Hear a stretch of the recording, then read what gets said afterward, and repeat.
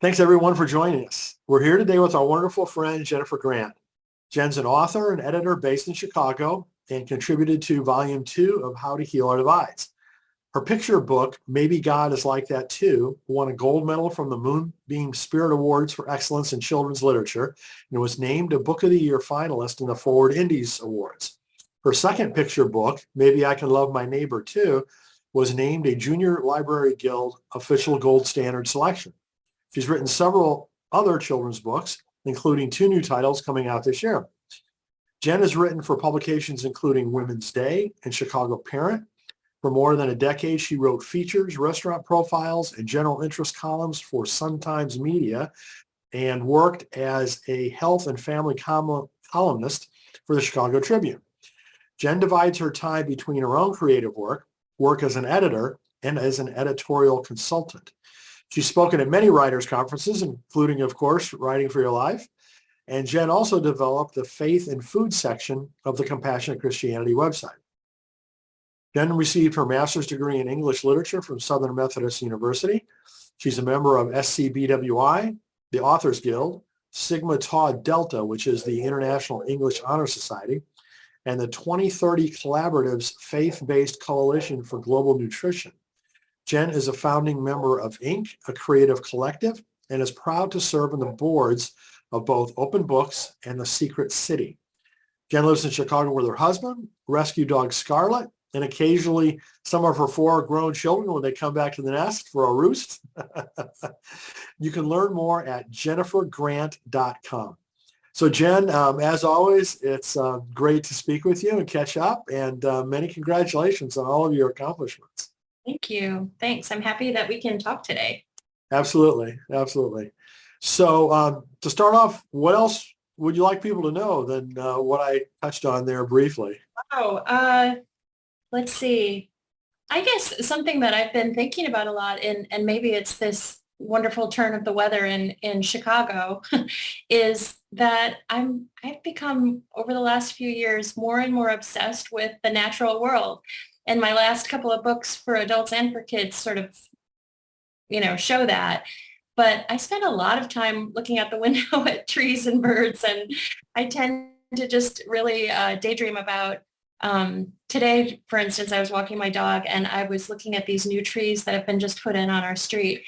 And I just love thinking about their growth, and that they will probably be big, beautiful trees after I have long gone from this earth. And so I love to think about the cycle of life and about nature. And, I always love it when people send me articles or books that they've read about the natural world. So I guess I'm inviting that from our friends in this community to keep sending me, wonderful articles that you're reading and book titles about nature.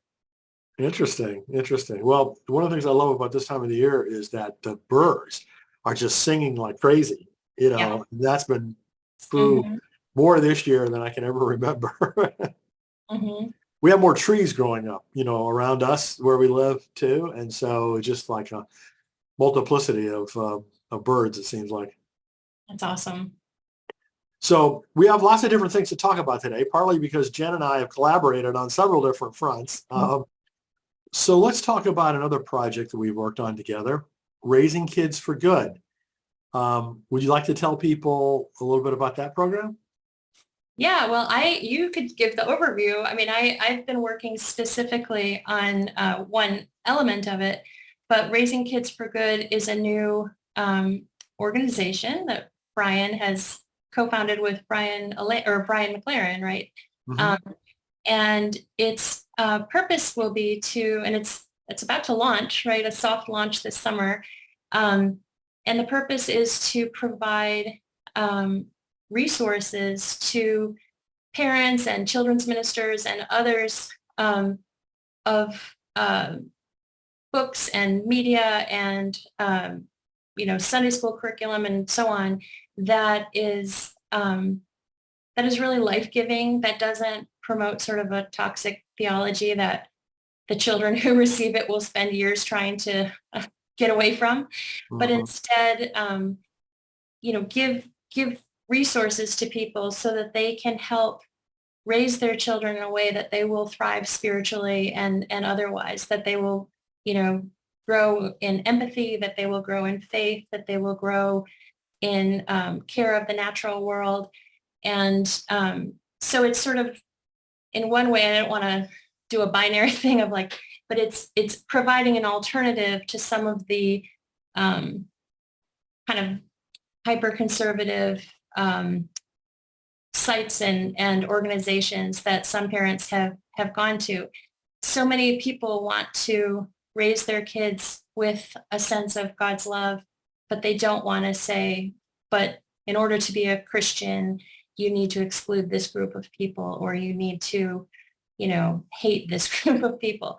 So the part of the project that I've been working on is, as you know, the books team. And so with a few other people, including publishing professionals and others, we have been looking at and creating a book list that parents and children's ministers can later go to and know that these are books that are promoting really beautiful, healthy, inclusive spiritual messages. So once again, I mean, I feel so lucky. Right on my desk right now, I have a stack this high of books for open books. It's more than a foot tall. And then to my right, I have a big stack that's for Raising Kids for Good.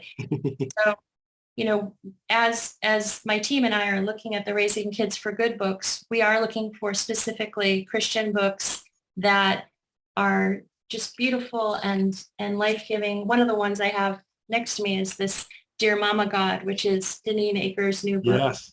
And these are prayers to God using the feminine, and another book that we're recommending is The Marvelous Mustard Seed by Amy Jill Levine and Sandy Eisenberg Sasso.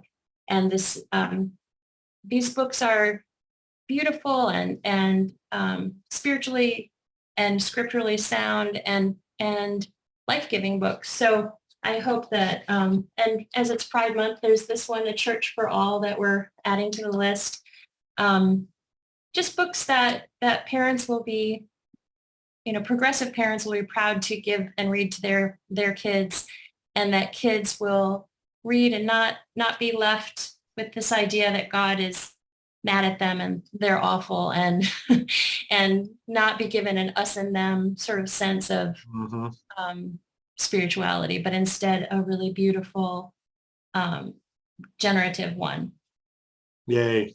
But I'm sure you can do better in terms of telling No. I mean, you organizations. characterized it quite well, which I'd rather people hear from you than as opposed to me. Anyway, so, so where do you think the effort will be going from here? Your specific team. Well, I just had a meeting about it yesterday, actually. So what we're doing is, for the soft launch of the website, we identified 9 books that we want to highlight and introduce to people. Our next step is we're working on kind of some very specific sort of copy in terms of saying what are our criteria for these books and what are our hopes for the children who will either read these books or be read these books.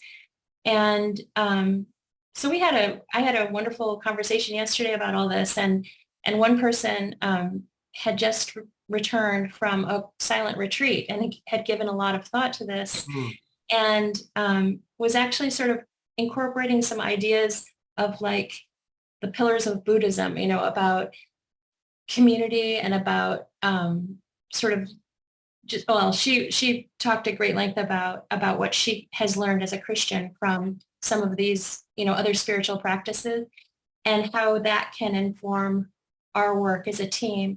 And she's actually, this is Margie Dillenberg. She is an expert in compassion and empathy building.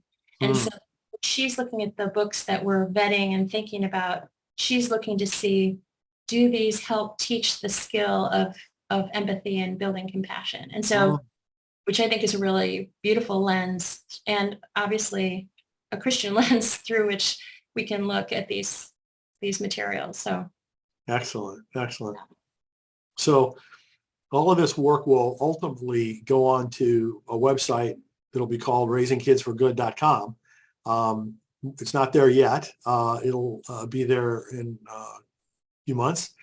Right now, we're kind of working in the background to pull everything together in some of the different areas that we're focusing on. So, later this year, people will be able to see the fruits of the work that Jen and her team have been doing. And we'll also have an ability for people to propose books to be added, correct? Yeah, absolutely. Yeah. No, we want to hear, and once we have this, kind of set of requirements or essentials or vital pieces of what we'd like to see in the books, I'm sure that people will look at the site and say, oh, I know the perfect book that'll be just like that. And then, yes, we want people to reach out and say, you've got to check out this book. So I've been ordering books both personally, but also through publishers, just to give them a very careful look to see, to see what else we can add. So yeah, we'll have a long list. And one thing that Margie Dillenberg was talking about yesterday was just ways that kids could use the site. She's got some really great ideas about making it really interactive so that it's not only a resource for parents and children's ministers, but also that a kid might be able to go on and play with the list and figure, if they were interested in a certain kind of book or looking for answers in some way, they could use it as well. So that's another thing we're sort of playing with ideas around. Excellent. Excellent. Well, I know this is a labor of love for you, and I so appreciate all the efforts you've done in this area. I think it's just such an important thing for the future generations. So thank you so much for that. Absolutely. It's a joy. I mean, I get to sit I get to sit with a huge stack of books and a little pen and paper, and I get to read books all afternoon, written for kids. I'm learning. You're in heaven, sort of, Yeah, right? absolutely. It's a real joy. Excellent. So independent of all the things that we've been collaborating on and talking about so far, are there any future books or other projects that you'd like to share with people? Well, so just a couple months ago, my book Finding Calm in Nature came out, which is for kids, kind of 7 to 10ish, and I love that book. It's so beautifully illustrated by an illustrator named Erin Brown, and so I'm doing a few sort of events around that right now, story times and things. And then this fall in October, also from Beaming Books, that Finding Calm in Nature is Beaming Books. Another book called What If I Can't Explain God is coming out, and that's a picture book, and it's about a little kid who's finds a lot of things hard to explain, including God. Who doesn't, right? And so that'll be out in October. And then just in terms of my own creative work, I'm doing a lot of editorial consulting right now and some ghostwriting, which is really a pleasure. And I have clients I really like right now. And then I'm continuing to work. I've been working on a novel the last couple of years, and so when I'm not doing that editorial work, I've been doing that. But in terms of like other books for kids, a lot of ideas, I always do, but nothing that's right on the edge other than the one that's coming out in October. Wonderful, wonderful. Well, Jen, as always, it's such a pleasure to catch up with you. I really love all the work that you've done, and I certainly have loved all the ways that we've been able to work together. And I thank you for that, and wish you all the best for all the different projects that you're involved in. Well, thank you so much. Bye for now. Thanks so much.